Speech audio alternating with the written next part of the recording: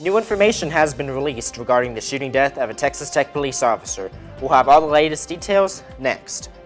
Drinking and driving can be a deadly combination, but it's also a common occurrence among college students. Find out how one campus group is using technology to make students think twice before making a costly mistake. And Texas Tech football is gearing up for one of the toughest tests of the 2017 season. MCTV's Buscher has a preview of this weekend's game, along with a look at scores and highlights in sports. This is the MCTV Weekday Update.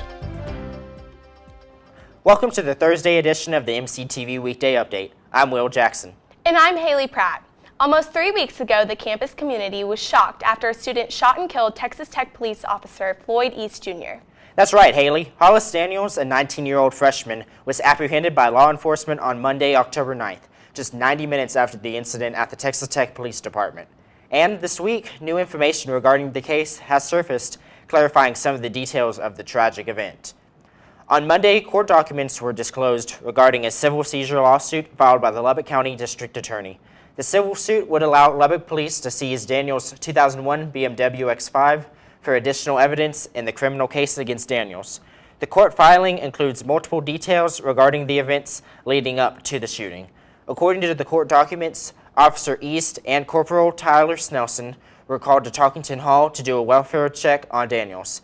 Suite mates in Daniels' dorm reported that they'd heard a gunshot from his room around 3 a.m.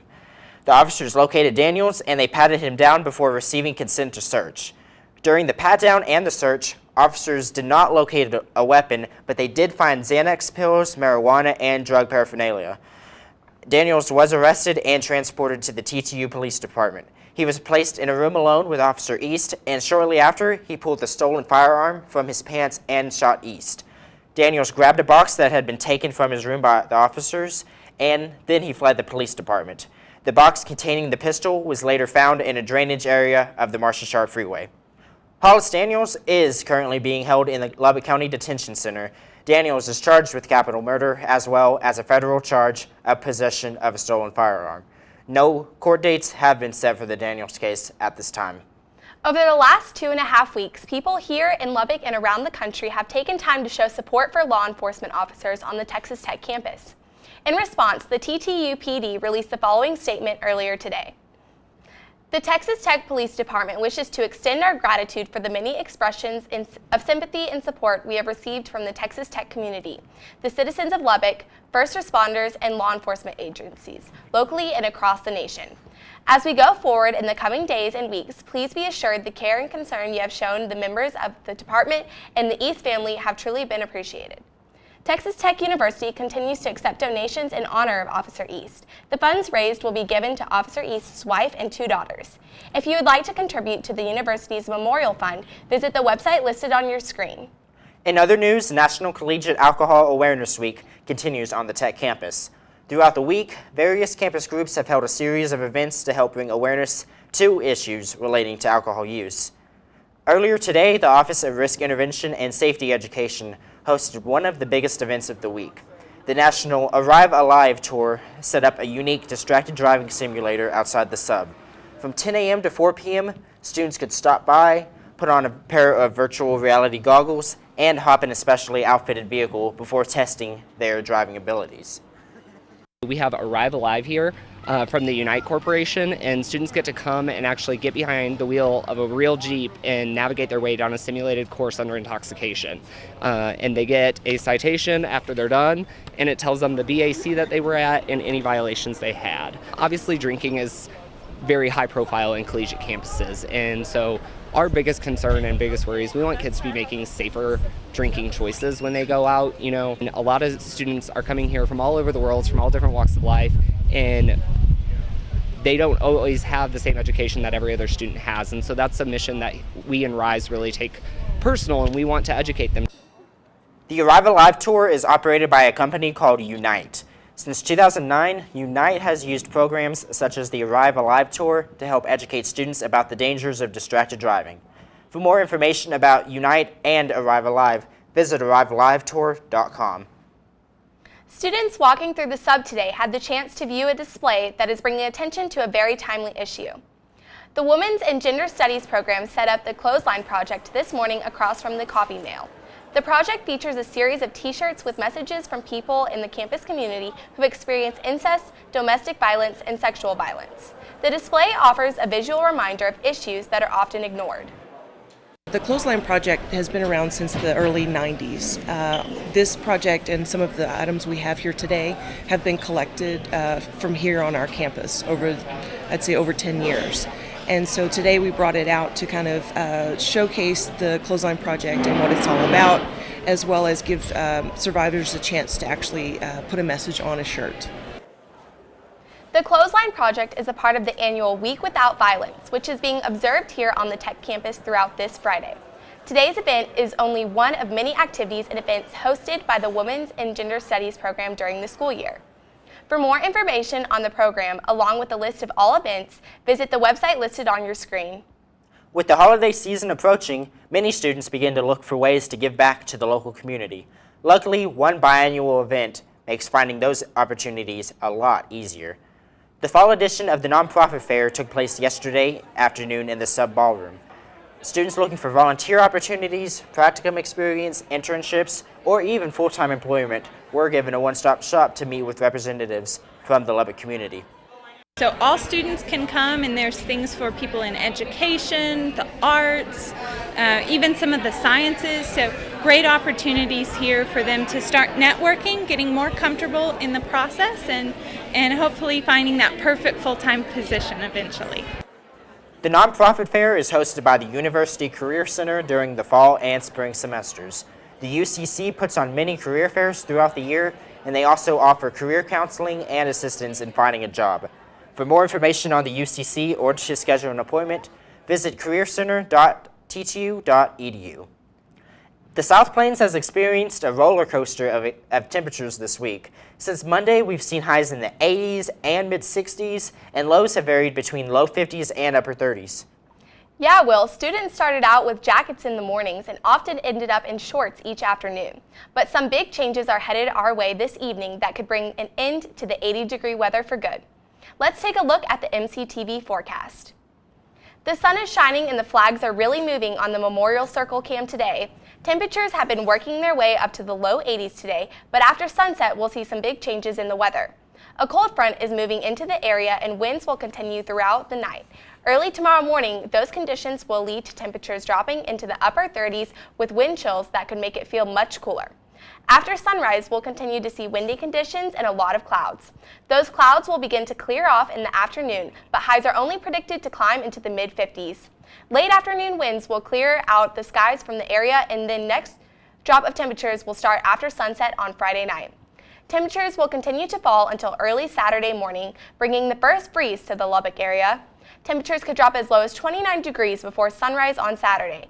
Heading into Saturday afternoon, we'll see partly cloudy skies and highs in the low 60s.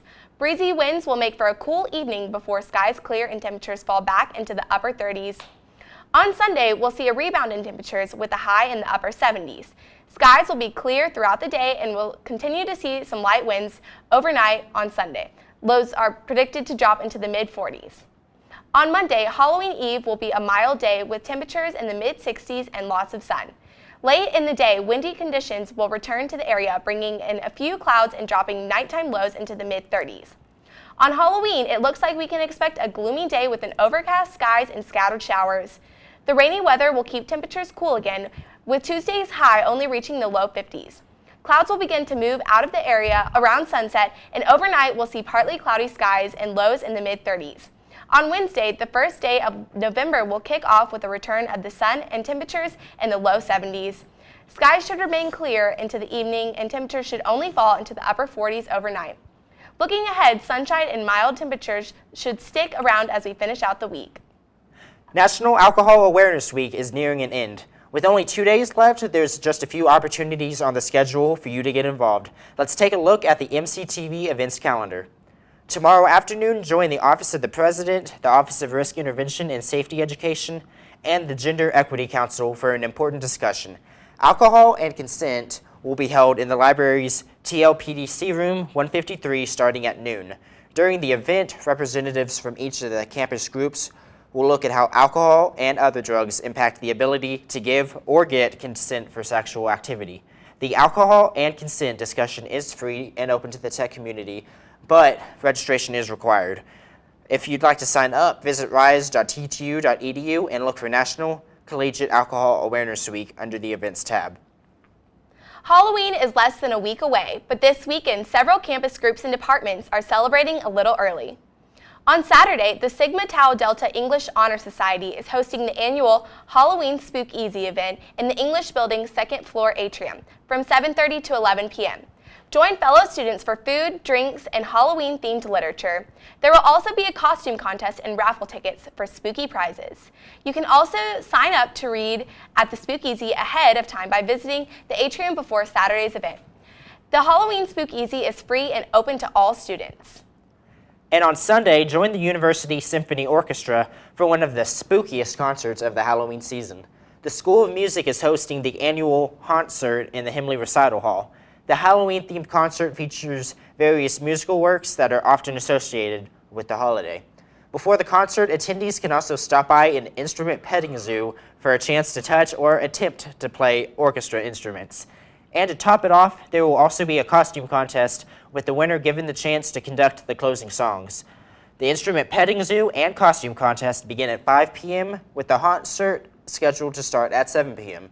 All of Sunday's events are free and open to the public. This past weekend, the Red Raider volleyball team headed into their second half of conference play. MCTV's Buscher has been keeping up with the team, and she's got a look at the scores, highlights, and more in sports. Casey? Thanks, Haley and Will. The Texas Tech volleyball team has played 3 top 25 teams in the last week. Last night, the Red Raiders fell to number 24 Baylor at home. Sophomore Emily Hill posted a team high with 10 kills. Sarah Redding had 8 kills and 1 block, and Katie Keenan finished the night with 6 kills and 1 block. Going into the last half of conference play, the Texas Tech volleyball team is sitting at 2-7 in the Big 12 and 13-9 overall. Up next, they welcome the Kansas State Wildcats to the USA this Saturday at 1 p.m. Last Saturday, Texas Tech football fell to Iowa State 31-13 for the 2017 homecoming game. The Cyclones slowed down the nation's 7th most productive offense after beating the number 3 ranked Oklahoma Sooners in Norman on October 7th. Shimonette completed 31 for 40 passes for 207 yards with an interception, as Tech ran the ball 41 times for 129 yards. Finishing the game, Coach Kingsbury said, "It was more the looks we were getting. Felt like we could execute the run at a high level, and we didn't. We turned the ball over a couple of times, and that got us off schedule." Texas Tech football heads to Norman this Saturday to take on the number 10 Oklahoma Sooners. Last time Tech played Oklahoma, both teams each recorded 854 yards of total offense to go along with 125 combined points.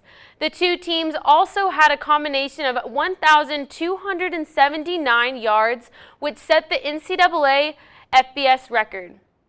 Hopefully this year is just as exciting as last year's matchup. Make sure to tune in this Saturday at 8 p.m. on ABC or ESPN2. As we are halfway into NFL season, we have some Red Raiders lighting up the field this year. Michael Crabtree hauled the game-winning touchdown against the Chiefs, shattering the Oakland Raiders' 4-game losing streak. Crabtree's game-clinching touchdown in Thursday's game marked his 23rd since joining the Raiders in 2015. In Week 7, DeAndre Washington, who also plays for the Raiders, got his 3rd career touchdown in first of the 2017 season as the Raiders defeated the Chiefs 31-30. Washington totaled 33 yards on 9 attempts while adding 3 receptions for 7 yards. The Dallas Cowboys defeated the 49ers last Sunday 40-10. Moving up 7 spots in the NFL rankings to number 5, Elliott had the best game of the year, finishing with 147 rushing yards and 2 touchdowns. Prescott finished the game passing for 234 yards and 3 touchdowns. In the NFC East, the Cowboys are sitting at 3-3, 3 wins behind the Philadelphia Eagles and tied for second with the Washington Redskins. This Sunday, the Cowboys take on the Redskins for their first division game. At 3:12 6:25 p.m. on Fox. That's all for sports. Back to you, Will and Haley. Thanks, Casey. So, Will, do you think the Red Raiders can beat the Sooners this weekend?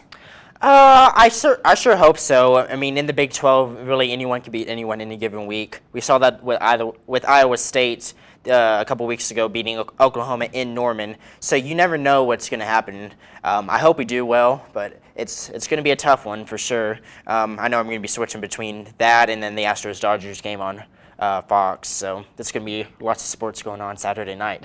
Well, I'm rooting for the Dodgers. Oh? That's all for today's edition of the MCTV Weekday Update. Thanks for joining us, and be sure to check ttuhub.net every day for more news. We'll see you next week.